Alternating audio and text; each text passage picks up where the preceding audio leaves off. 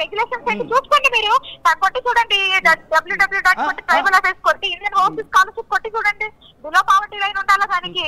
అసలు అప్పుడు అడుగుతారు ఇంకా. ఓకే శాంతి గారు, సెప్టెంబర్ లో ఒక విషయం చెప్పండి, సెప్టెంబర్ లో యుఎస్ నుంచి మదన్ మోహన్ రప్పించి ₹1 కోటి బ్యాగ్ మీరు తీసుకొచ్చారంటున్నారు, నిజమాది? మీరు అసలు ఈ టాపిక్ మాట్లాడండి, అసలు ఆ టాపిక్ మీకు మ్యాట్రిమోనియల్ టాపిక్ పోయి కోర్టులో తెచ్చుకోమని చెప్పండి. ఓకే ఇది ఇండియన్ గవర్నమెంట్ మాట్లాడదాం, దాని గురించి కూడా మాట్లాడదాం.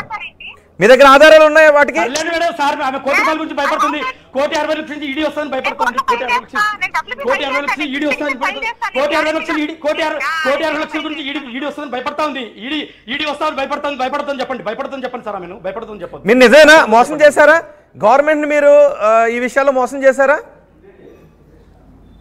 లేదు సార్, నేను మోసం చేయలేదు. నేను రైట్ వేలో లా చేశాను, రైట్ వేలో అమెరికాకి వెళ్ళాను.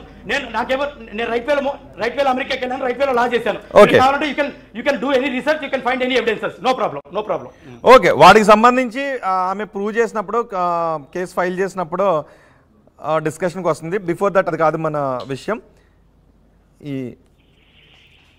ఒకసారి మీరు పర్సనల్ గా వస్తారా మీ ఇంటర్వ్యూ? ఒకసారి నేను పర్సనల్ గా ఇట్లా ఫోన్ లో కాకుండా ఇన్ పర్సన్ ఇవన్నీ, అందుకే మీరు స్టూడియోకి రండి అని పిలిచాం మిమ్మల్ని. లేదు అదే సార్, మీరు ఒకవేళ మీకు ఏమైనా కుదిరితే రేపైనా మీరు శాంతి గారు ఫోన్ కట్ అయిపోయింది, నాకు కుదిరితే స్టూడియోకి వస్తాను. శాంతి గారు ఒక్క నిమిషం, ఓకే నేను కన్క్లూడ్ చేస్తాను. నాకు అది కాదు, నాకు ఒక మదన్ మోహన్ గారు ప్లీజ్ కొంచెం ఆడియో తగ్గించండి. శాంతి గారు నాకు ఒక విషయం చెప్పండి, ₹2 కోటి బ్యాగ్ తీసుకొచ్చాను అంటున్నారు, అది వాస్తవం ఉందా? ఒక విల్లా మీరు తీసుకున్నారు, మీ ఆదాయం చాలా తక్కువగా ఉంటుంది, కానీ 2 కోట్ల విల్లా కొన్నారు అని అంటున్నారు, నిజమేనా? నేను చెప్తాను రోహిత్ గారు, క్లారిటీ చేసుకోండి. ఇది ఇతను ఒప్పుకున్నట్టుగా నాకు ₹30,00,000 ఇస్తాను అన్నాడు కదా, ఏది మా 2016 దానిలో, దాని ప్రకారంగా నేను సాగర్ నగర్ లో ఇల్లు కొనుక్కున్నాను. అది 36 లక్షలు ఎంతో, 36.5 లక్షలు ఎంతో, మా బావ దగ్గరే. అంటే మానిపాటి మదన్ మోహన్ కి వరుసకు అన్న అవుతాడు మానిపాటి శ్రీధర్. మా బావ గారు అప్పుడు జడ్జిగా ఉన్నప్పుడు కొనుక్కున్నారు. తర్వాత ఆయనకి ప్రమోషన్ ట్రాన్స్ఫర్ రావడం వల్ల ఆయన షిఫ్ట్ అయిపోతూ శాంతి నాది ఒక ప్రాపర్టీ ఉంది అక్కడ, సెకండ్స్ థర్డ్ అది, ఫస్ట్ కూడా కాదు, ఫస్ట్ హ్యాండ్ కూడా కాదు, సెకండ్ హ్యాండ్ ఉంది మా తీసుకుంటామంటే, సరే బాబా నేను లోన్ పెట్టుకుంటాను, లోన్ వస్తుందంటే నేను కొనుక్కుంటాను అని చెప్పిన. అప్పుడు దానికి 30 లక్షలు లోన్ కూడా ఉంది.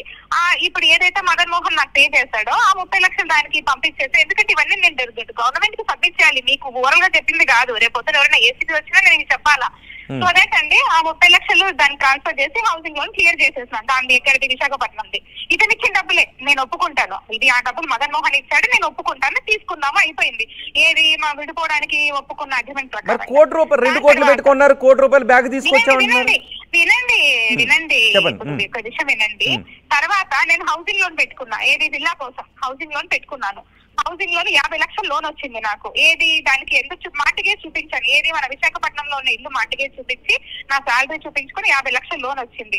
దాని తర్వాత నాకు ఒక 20 లక్షలు క్రెడిట్ తెచ్చుకున్నాం. కాబట్టి మా దగ్గర అన్ని ప్రూఫ్స్ ఉన్నాయి, ఎవిడెన్స్ అన్ని ఉన్నాయి. తర్వాత ఇంకో 20 లక్షలు నా హస్బెండ్ ఎవరైతే సుభాష్ ఉన్నాడో, నాకు ఇల్లు అంటే మరి ఆయన బిడ్డ కోసం, రేపొద్దున ఆయన కోసమే కదా, సో దట్ ఆయన హెల్ప్ చేశాడు. ఈ విధంగా మేము ₹1 వరకు మొత్తం కూడా ఆ ఇంటి రిజిస్ట్రేషన్ కి సరిపోయింది. ఇంకా నేను మదన్ మోహన్ దగ్గర ఎందుకు ₹1 తీసుకున్నానో నాకు తెలియదు. మరి అతనే అంటే మీరు ఆ ఇల్లు కొంటాం, ఆ ఇంటికి డబ్బులు ఎలాగా ఇవనేది మదన్ మోహన్ ఏమైనా షేర్ చేసుకున్నారా? ఇంటికి డబ్బులు ఎలాగో మీకు చెప్పాను కదండి. అంటే మదన్ మోహన్ చెప్పారా సెప్టెంబర్ లో, 2021 సెప్టెంబర్ లో? ఆయనకి ఏం అవసరం నేను చెప్పాలి? ఆయన పోయి మా ఫ్రెండ్స్ ద్వారా ఎవడు రమణారావు అన్న ఎవడు చెప్తున్నాడు కదా, నా ఫ్రెండ్ కి ఆయనను కాంటాక్ట్ లో పెట్టుకొని, ఆ రామనే అతను మొత్తం స్పై లాగా పెట్టుకొని నా లైఫ్ లో ఏమేమి జరుగుతుందో అన్ని తెలుసుకొని మమ్మల్ని వేధించడానికి అతన్ని స్పై లాగా పెట్టుకొని అతని ద్వారా తెలుసుకున్నాడు. నేను నా భర్త ఏ గురికన్నా పోయినా తెలుసుకుంటాడు, నేను నా భర్త ఏం తిన్నా తెలుసుకుంటాడు, ఏ హోటల్ కి పోయినా తెలుసుకుంటాడు, మేము ఏదైనా షాపింగ్ పోయినా తెలుసుకుంటాడు, తెలుసుకుని నాకు మెసేజ్ పెడతా ఉంటాడు. ఆ ఇల్లు నేనేమన్నా వచ్చి వెళ్ళి చేయించాను అడగండి అతనికి. మరి 2022 సెప్టెంబర్ లో వచ్చినప్పుడు అసలు మేము కలవలేదా? 2022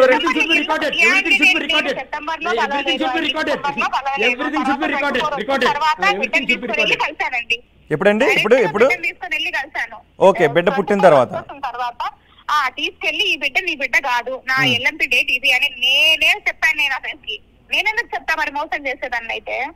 ఓకే, నేను IVF చేయించుకున్నాను, ఇవేమీ చెప్పలేదు ఆయనకి. ఏమంటే IVF ఇవన్నీ కూడా అతనికి అనవసరము, ఎవరికి అనవసరము. నా బిడ్డకి తండ్రి నేను ఇది చెప్పాను. అది IVF ఎందుకండి, నేను డాక్టర్ ఒక పని చేయండి, మీరు మెడికల్ రికార్డు చూడండి, అతని దగ్గరే ఉంది మెడికల్ రికార్డు. అది ఐవీఎఫ్ బేబీయా లేకపోతే మీకు 2 రకాలుగా ఉంటాయండి రాసే ట్రీట్మెంట్స్ కూడా. ఎందుకంటే నేను డాక్టర్ తో మాట్లాడుతుంటే వెళ్ళే వాళ్ళం కదా, అక్కడ ఐవీఎఫ్ ప్రెగ్నెన్సీస్ ఉన్న వాళ్ళు ఉంటారు, రెగ్యులర్ ప్రెగ్నెన్సీస్ ఉన్న వాళ్ళు కూడా ఉంటారు. నాకు ఐవీఎఫ్ చేసుకోవాల్సినంత కర్మేం పట్టలేదు, నా గైనక్ చాలా బానే ఉంది, నా బ్లాడర్ బానే ఉంది. ప్రస్తుతానికైతే మాత్రం ఈయన పెట్టే టెన్షన్స్ కి బీపీ షుగర్లు డౌన్ లో తప్ప అదర్వైజ్ నా హెల్త్ బానే ఉంది. శాంతి గారు ఒక్క విషయం క్లారిటీ ఇవ్వండి, మీరు యుఎస్కి ఎప్పుడు వెళ్ళారు మదన్ మోహన్ గారు? అమెరికాకి ఎప్పుడు వెళ్ళారు మీరు? జనవరి 2022. 22 వరకు మీరు శాంతితోనే కలిసి ఉన్నారా? ఎస్. 22 వరకు మీరు ఒకే ఇంట్లో ఉన్నారా? ఆమెకు 20లో జాబ్ వచ్చింది, నేను హైదరాబాద్ లో సెంట్రల్ గవర్నమెంట్, ఆమె వైజాగ్ లో పోస్టింగ్ వచ్చింది 2020లో. 20 వరకు ఒకే ఇంట్లో ఉన్నారా? 20 వరకైనా మీరు ఒకే ఇంట్లో ఉన్నారా? Yes yes. 20 వరకు ఎక్కడ ఉన్నారు? దమ్మాయిగూడలో కలిసి ప్రూవ్ చేసుకోవచ్చా? అక్కడికి వెళ్ళి ప్రూవ్ చేసుకోవచ్చా? Dammaiguda Hyderabad. Yes, it's a good question. 2020. Yes. Absolutely. శాంతి గారు 2020 దమ్మాయిగూడ అడ్రస్ కూడా ఇస్తాను మీకు. వినండి, 2016లోనో ఎప్పుడో గృహప్రవేశం ఒకటి ఉంది, అప్పటికి మేము బాగానే ఉన్నాం, ఇంకా ఎప్పుడు ఫిబ్రవరిలో అనమాట. దాని తర్వాత మేము అన్ని రికార్డ్ చేసుకోండి. 2017 మేము రూమ్ అండి తీసుకొని నేను కోచింగ్కి వెళ్ళేదాన్ని. ఎప్పుడండి? ఏ ఇయర్ అది? ఏ ఇయర్? 2017 మొత్తం కూడా నేను రూమ్ లో నేను ఇంకా వెళ్ళిపోయాను. ఈ విడాకుల పత్రం రాసుకున్న తర్వాత నేను బయటికి వెళ్ళిపోయాను. కాకపోతే బుక్స్ ఉండేవి, బుక్స్ గానీ బట్టలు గానీ ఈయన దగ్గరే కదా నా సామాన్లు అన్ని ఉండేవి. ఇతను ఎవరు పక్క దూరమూడు కాదు కదా, మా చిత్తమే కదా. నేను ఎప్పుడైనా వారానికి ఒకసారి పోయి బట్టలు తీసుకొని వచ్చుకునేదాన్ని, లేకపోతే నెలకు ఒకసారి పోయేదాన్ని, లేకపోతే అతనే అశోక్ నగర్ కి వచ్చేసేసి ఓన్లీ మా ఇద్దరి మధ్యన నేను రాసాను. మీకు గుర్తుందో లేదా, నేను మెసేజెస్ లో కూడా చదివాను, మన ఇద్దరు 2016లోనే విడిపోయాం కదా, సంసారం నేను అప్పటి చేయలేదని కూడా మీకు కాపీ కూడా చేశాను. 2020 వరకు మీరు దమ్మాయిగూడలో ఒక ఇంట్లో కలిసి ఉన్నారు అనేది. మీరు ఒక పని చేయండి రోహిత్, నాకు ఒక విషయంలో క్లారిటీ కావాలి అండి. 2016లో అంటే మీ వైపు వాస్తవం ఉంది అని తెలియడానికి, మీ వైపు వాస్తవం ఉంది అని తెలియటానికి, మీరు వినిపించే వాదనలో నిజం ఉందని తెలియటానికి ఒక విషయంలో క్లారిటీ కావాలి. నేను ఫస్ట్ నుంచి జరిగిన ప్రొసీజర్ చెప్తూనే ఉన్నాను, మొన్న మీడియాలో కూడా చెప్పాను, ఇప్పుడు చెప్తున్నా. Again your asking me 2022 September 2022 September, అప్పుడు నేనే లేనని చెప్తూనే ఉన్నాను. నేను మీకు కొంచెం అర్థం చేసుకోండి. నాకు అర్థమవుతుంది. మదన్ మోహన్కి లీగల్ గా లేని రైట్ ఏంటి అంటే, నేను ఒకటి చెప్తాను వినండి. మీరు ప్రాక్టీసింగ్ అడ్వకేట్ కదా, ప్రాక్టీస్ చేసిన అడ్వకేట్ కదా. మదన్ మోహన్ కి లేని రైట్ ఏంటంటే, నేను ఒకటి చెప్తా, మదన్ మోహన్ కి లేని రైట్ ఏంటంటే ఆ బిడ్డకి తండ్రి ఎవరో తేల్చండి అనే రైట్ లేదు. నేను తండ్రో కాదో మాత్రం తేల్చండి అనే రైట్ ఉంది అంతే. ఓకే సార్, ఓకే, అట్లా కానీ అలాగే అనుకుందాం. కానీ